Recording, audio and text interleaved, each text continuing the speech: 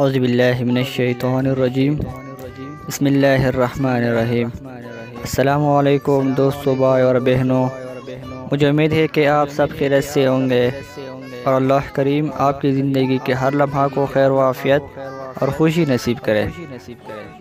تو دوستو بھائیو، ہمارے آج ویڈیو کا ٹاپک ہے جوتے پہننے کی سنتیں۔ جاننا موضوع کو، زرد رنگ جوتا پہننا، ننگے پیر چلنا، راستے پر چلنے کی سنتیں، وقار کے ساتھ چلنا اور عصا کی فضیلت۔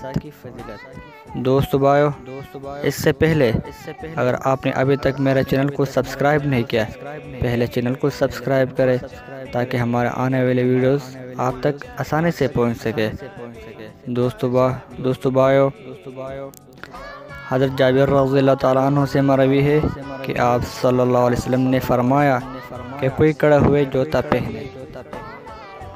ایک نل میں چلنا بیان جواز کے لیے مروی ہے۔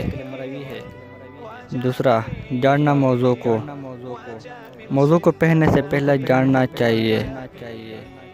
تیسرا، زرد رنگ جوتا پہننا۔ حضرت ابن عباس رضی اللہ تعالیٰ عنہ سے روایت ہے کہ جس نے زرد رنگ کا جوتا پہنا وہ ہمیشہ خوشی دیکھے گا جب تک وہ اسے پہنے ہوئے ہوگا۔ آپ صلی اللہ علیہ وسلم نے ناپسند فرماتے تھے کہ پیر کا کچھ حصہ باہر نکلا ہوا ہو۔ چوتھا، ننگا پیر چلنا۔ آپ صلی اللہ علیہ وسلم نے فرمایا موٹا لباس پہنو اور ننگے پیر چلو۔ ننگے پیر عادت بنا لینا خلاف سنت ہے۔ راستے پر چلنے کی سنتیں، چلتے پھرتے ہوئے اچھی نیت اور دینی امور کی نیت سے کرنی چاہیے۔